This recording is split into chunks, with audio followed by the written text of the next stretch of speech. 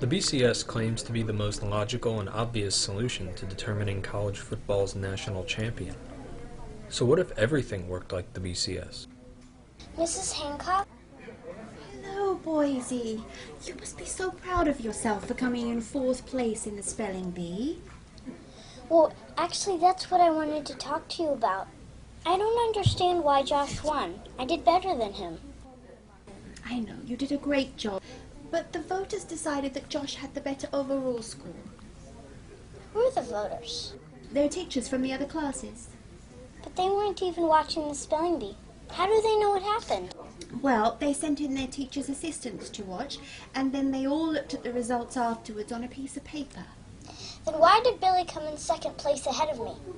He misspelled more words than I did. Well, the voters felt that since he lost early on, in their minds he was able to get that out of the way. But he didn't beat me.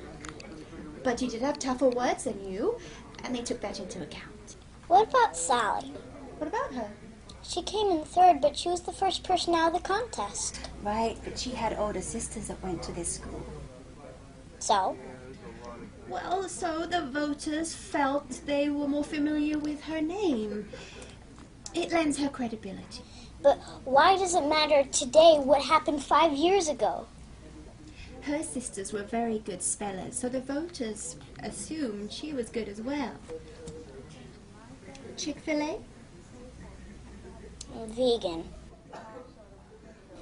So, why don't they just let the spellers determine who the best is by pitting them head-to-head like we do everything else in school? Because, Boise, this is how we've always done it. Why not change it to make the system fairer? Why would we want to change something that works? Because it's an outdated system from an era of limited participation in travel. Well, you see, there are a lot of neighborhoods in this town that send children to this school. Some of these neighborhoods are a lot older, like the southeastern condos. These neighborhoods have a certain standing with the school. I see. You happen to live in one of the newer neighborhoods. It's really only been around for a few years and has only become well regarded recently. And students from these older neighborhoods are in a better position to win things, like the spelling bee. That doesn't make any sense. But you really should be very proud for a student from your neighborhood to make it all the way to 4th place in the spelling bee. That's quite an amazing accomplishment. Maybe you want to sign up for a Capital One card. No, I don't. And I don't care about being 4th. I didn't start the spelling bee with the goal of coming in 4th. I didn't spell every word correctly so that I could finish 4th. I wanted to be number 1.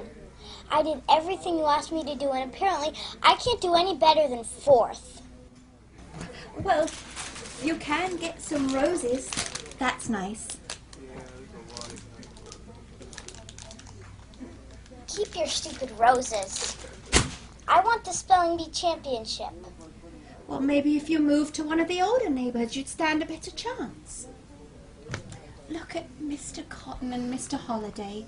The only reason they work here is to judge the spelling bee. If you change the system, they'll cease to be relevant. You wouldn't want that, would you? Their job is irrelevant already.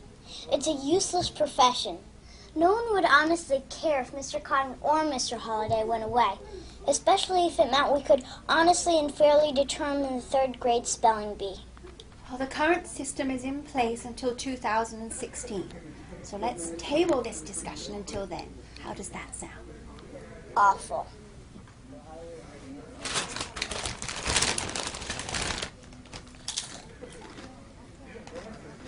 How many would you like? All the Tostitos.